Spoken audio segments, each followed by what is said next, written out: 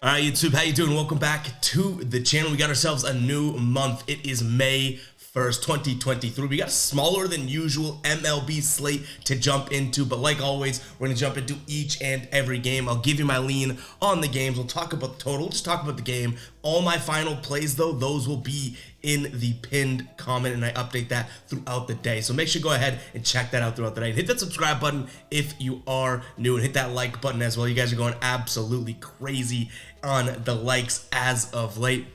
Before we jump into the games, I do want to talk to you guys about Outlier. We'll have a little demo towards the end of the video of what the Outlier platform is, but it has become my favorite sports betting research tool. Make sure to check that out. We got a link in the bio and in the description and in the pinned comment. So a lot of places to find this, guys. Go check it out. It's a completely visual tool, and you throw it into your repertoire when researching your sports betting for player props, games, all that good stuff, guys. Outlier is the way to go. So make sure you go check that out. Let's jump into it. Our first game on the slate is going to be the first of two Mets-Braves games here. Mets taking on Atlanta in game one here. Atlanta, Mets actually, plus 200 at home on the money line. Total sitting at 8.5 runs in this one. This is game two of the series. First game, Atlanta takes 4-2. Nothing. That was a couple days ago, but obviously then the next game gets postponed. Deno Reyes on the mound for the Mets. No decisions, no ERA yet. I actually honestly don't know much about him, so I don't want to act like I do. But Spencer Strider, who was supposed to start that game that got delayed, on the mound for the Braves. He's got a 3-0 record with a 1.8 ERA. Braves 18-9 on the season so far. And what I like in this game, I'm going to look at Atlanta minus the 1.5 points. Obviously, the Mets trotting out someone that doesn't have the season experience or experience overall. And they have covered, actually, their minus 1.5 run line in 4 of their last 5 games. And I think these two games are very, very different when looking at the Mets-Braves 2 games here. I think they're completely different games. So usually when we have a doubleheader, I kind of give my synopsis of game one and then say, same rules apply to the next. Not necessarily here, so we'll wait to see what we say for the next game. But I do like Braves minus the 1.5 in this one. And then I also like the over. I think the Braves are going to be able to put up, 6-ish runs. I think it's going to be a big day for them. And that means that we're only going to need a couple out of the Mets to make this thing, a chance at the over. So I'm going to lean towards the over in this one as well. All right, like I said, game two of this doubleheader is a lot different. You have Megal on the mound for the Mets here. He is 3-1 with a 3.96 ERA. Charlie Morton on the mound with a 2.76 ERA. He's 3-2 as well. And this one is a little bit different to me. You have New York on the money line here at minus 105. Total is sitting at 9 runs. And this is one where I think you can actually get decent odds around the minus 160 for New York plus 1.5. So game one, I'm leaning Braves run line. Game two, as underdogs, I'm leaning New York run line here. And then in terms of the total, it is 9 runs. I think at this point, the game gets a little bit more grinded out. You have 2 more consistent pitchers on the mound in terms of having 2 versus 1 in the last game. I think this one actually sits at the under. And again, it's 9 runs, a half a run higher. I think the offenses might be a little worn out as well. These games are right after one another as well. 110 and then 440. So I do think that this is a good spot for an under. I like the Mets to cover their run line and the under in game 2 of this doubleheader.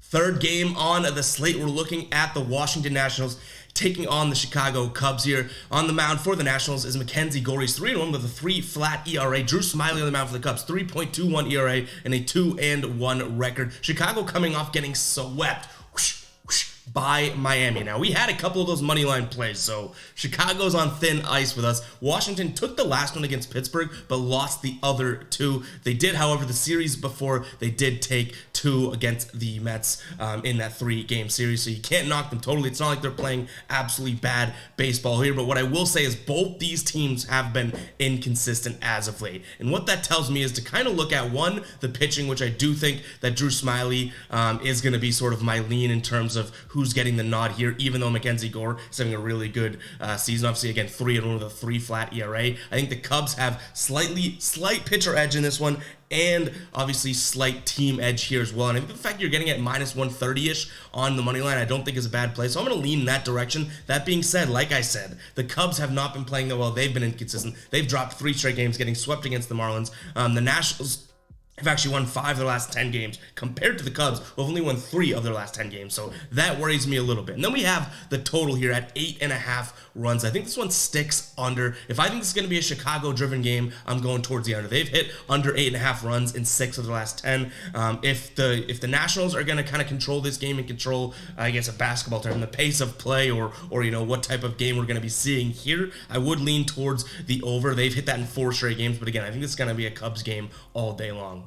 All right, we got the Yankees taking on the Guardians. Yankees minus 128 at home on the money line. Total is sitting at 8.5 runs. On the mound for the Yankees is Herman. He is 2-2 with a 5.54 ERA. Quantrill on the mound for the Guardians, 1-2 with a 5.4 ERA. Cleveland coming off taking or losing 2 of 3 against Boston, and New York getting swept by Texas. 3 games, actually, I guess. 4-game series. I know I said that in my brain, and I was like, wait a second. We had the Yankees big in game 1. So they lost 3 of 4 against Texas. Excuse my misspeak there. I do think that this is probably a good Yankees spot, but I don't like the money for them. Minus 128. I like when we're getting plus money odds for the Yankees as of late, especially with Herman on the mound, who I don't really trust all that much. So I'm going to kind of flip and fade myself, I guess. I'm going to look at the Guardians on this side of things. Even though I don't think, the pitching side of things are great on either side, I do think you're getting a lot more value with a Guardians play here at plus 120-ish on the money line. So this one probably doesn't become a final play because I do think it's a good spot for the Yankees. I just don't like paying the money. Minus 120 is pretty generous. It's going to be hard to find that on Sportsbook. I think the best value right now is like minus 135. So, it's always about the line and the number and being worth the squeeze. I don't think the juice is worth the squeeze here. I'm going to lean towards the Guardians on the money line here, plus about 120-ish, which I do like. And then in terms of the total, I really like the under in this game. Even with the pitchers on the mound, I still do like the under.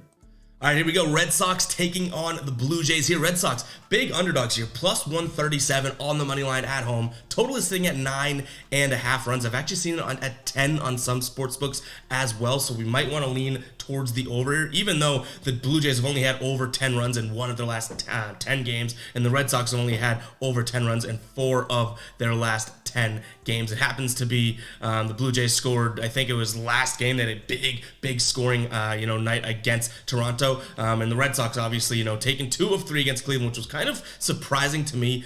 They did play decent baseball there. They got Kluber on the mound today though, which is a little bit scary. 6.75 ERA with a 1-4 record. Jose Barrios on the mound for the Blue Jays, 2-3 with a 4.7 ERA. Am I picking this one? I'm gonna kind of split this one. I don't know which one becomes the final play, but I like Toronto on the money line, but also Boston to cover their run line. I think that's probably going to be the more likely one. They have covered their plus 1.5 when they've been underdogs here in 8 of their last 10, in 2 of their last 3, and you're going to get those odds at minus 125. So Vegas really thinks that Toronto is going to win this game and win it commandingly.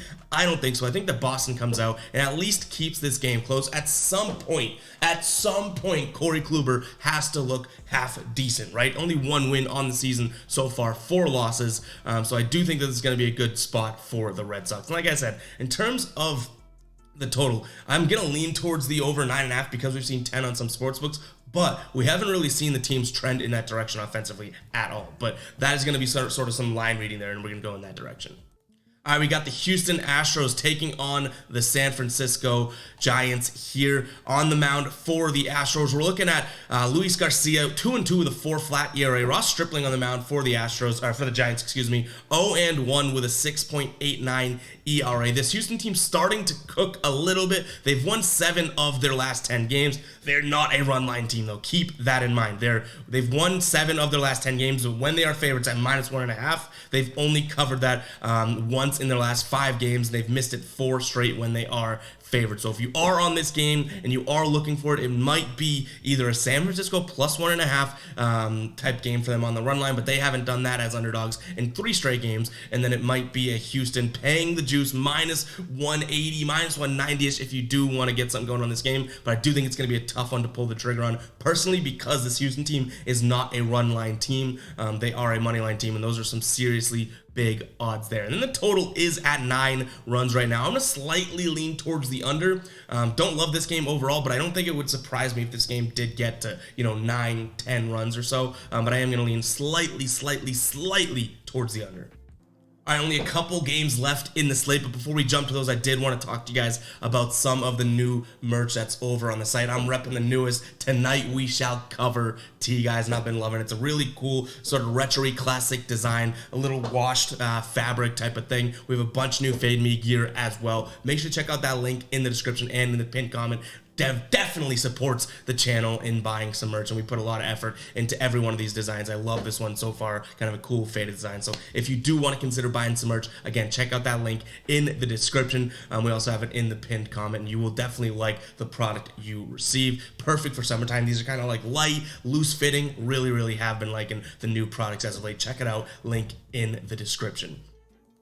All right, we're moving on to the San Diego Padres taking on the Cincinnati Reds here. Padres, big favorites, and so minus 230. Total is sitting at 8.5 runs on most sportsbooks. Graphics a little outdated. I do think that this is a good spot for the Reds. You're getting even money for their plus 1.5, and they're an absolute wagon when it comes to the run line. I think you're sleeping on them. Many people are sleeping on them when it comes to the run line, and you might look at the pitching and go, oh, well, Blake Snell, great name, right? He's 0-4, though, with a 5.48 ERA, almost 5.5 ERA, so I don't trust them altogether. Do I think that they win this game?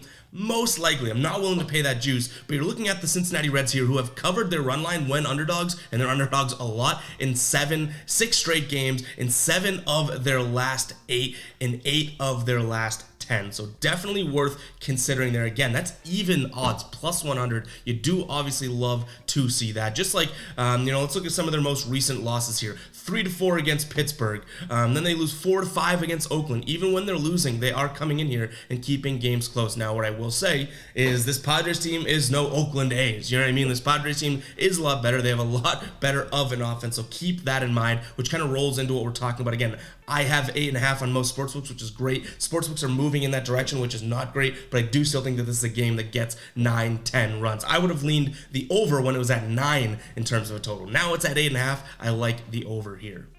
All right, last game on the slate before we jump into the Outlier app, and we can look around there and I can show you guys what that looks like. But we have the Dodgers taking on the Phillies. Dodgers minus 165 here on the money line at home. Total is sitting at 8.5 runs. This Dodgers team's maybe, kind of, sort of, maybe starting to figure it out here. They've won 3 straight games, took all 3 against St. Louis, but the St. Louis team hasn't really proven to be all that much of a powerhouse or anything like that. Philly didn't look all that bad against Houston. They took 2 of 3 against Houston, and then before that, they took 2 of 3 against Seattle, and then they had taken 3 of 4 against Colorado. So this Phillies team is actually playing very good baseball. They do have some decent odds on their run line as well, and this LA team is not a run line winning type of team. So I'm going to lean towards the Dodgers money line, but I also really don't hate Phillies plus 1.5 on the run line. They've covered that in 8 of their last 10 games. They've covered it in 5 straight games when underdogs. And like I said, this Dodgers team, they've won 3 straight games, but they're not necessarily covering on the run line here. They've only done that in about half of their last 10 games, 5 of their last 10. So when they're winning games, these are slightly close games.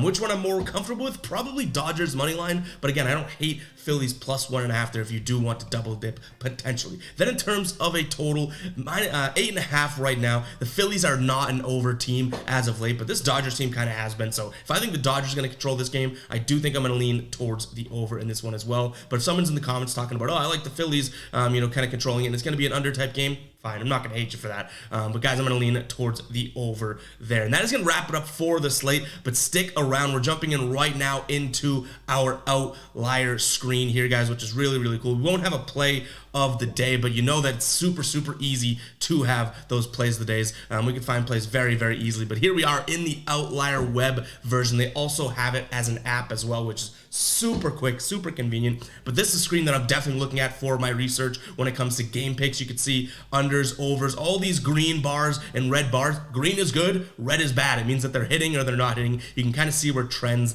lie here. But what I really do like is this trending screen. I talk to you guys about this all the time. They go through and do all the heavy lifting for you. All of these are trending things as of right now.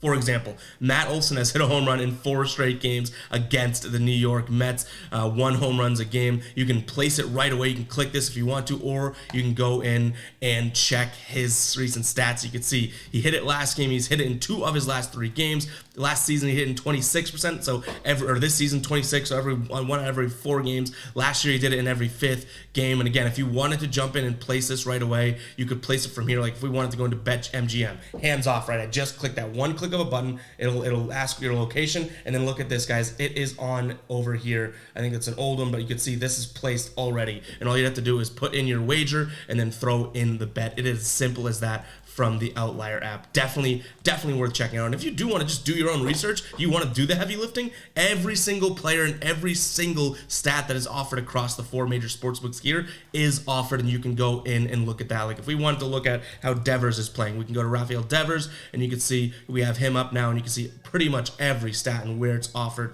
on the sportsbooks, guys.